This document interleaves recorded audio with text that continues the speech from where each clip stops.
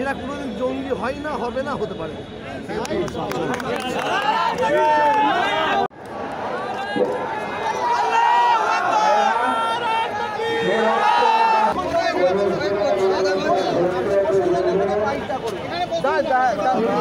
আমি সর্বপ্রথমে ভারতের দ্বিতীয় মুসলিম তীর্থভূমি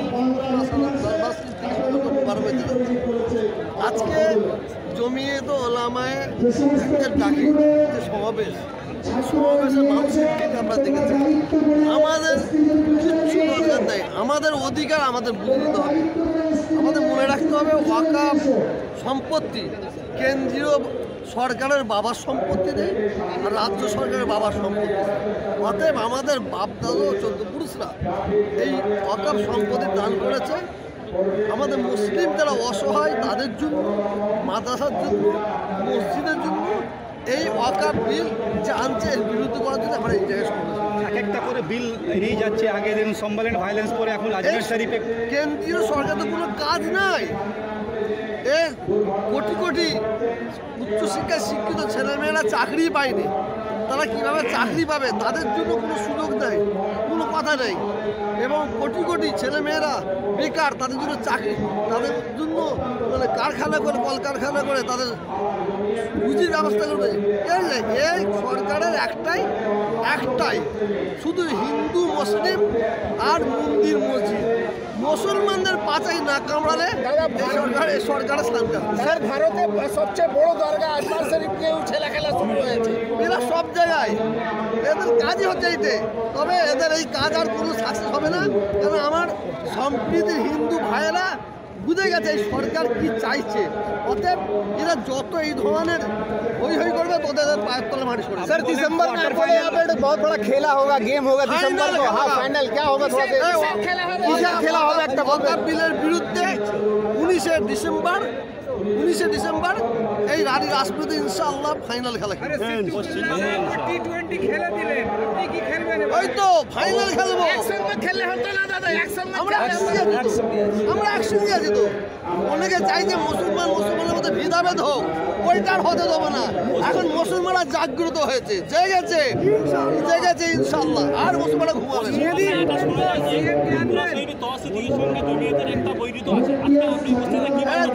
শোনেন, আমরা মুসলমান, আমরা জমিয়ত করে যেখানে আল্লাহু আকবার আওয়াজ উঠবে সেখানে আমরা সবাই হাজির হব।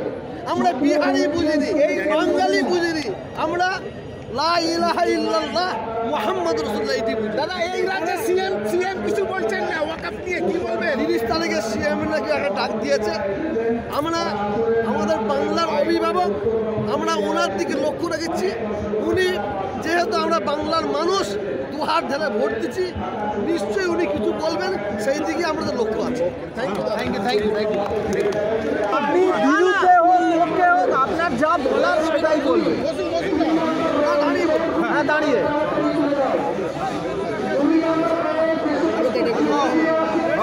হবে। ওয়াকফ বিলের বিরোধিতায় তো প্রত্যেকের পথে নামছে।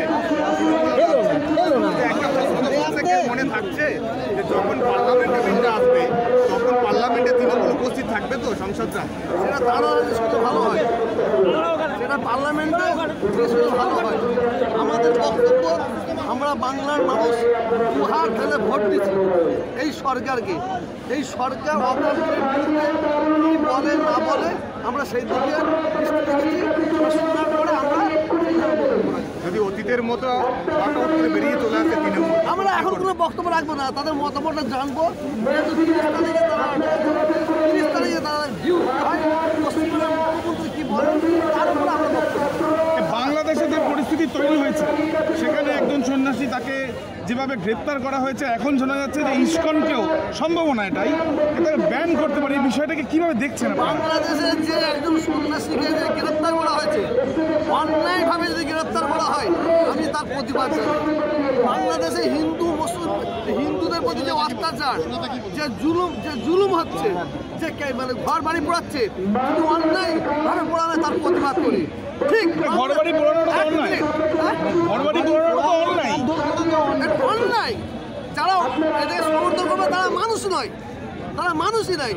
ঠিক বাংলাদেশকে নিয়ে আপনারা অনেকে গদি মিডিয়া পাঁচাটা মিডিয়া খুব হই হই করে বলছে আমাদের ভারতবর্ষে যে মুসলমানদের মানে পুড়িয়ে মারছে, মানে বাড়ি থেকে দাঁড়িয়ে গোরক্ষার নাম করে মারছে, বাড়ি জ্বালানো হচ্ছে, তারা প্রতিবাদ জানিয়ে আমি কেন্দ্রীয় সরকার আমাদের এবং বাংলাদেশ সরকারকে আমি অনুরোধ করব সাম্প্রদায়িক আগুন না জ্বলে সেই দিকে আমাদের চিন্তাভাবনা করতে হবে এবং বাংলাদেশে যদি অন্যায়কারী হয় শাস্তি পাবে, ভারতবর্ষে অন্যায়কারী হয় শাস্তি পাবে, কিন্তু যারা অন্যায় করে তাদের গ্রেপ্তার করে তাদের হাজতে রাখা ঠিক নয় বলে মনে হয়। হুজুর, ইসকন কি কখনো দেশদ্রোহী কাজ করে? ইসকন তো এখানেও আছে, আপনিও দেখেছেন অনেক মহারাজের সঙ্গে আপনারা দেখেন ইসকন কি দেশদ্রোহী করে কি না করে আমি ওর সম্পর্কে জানি নেই।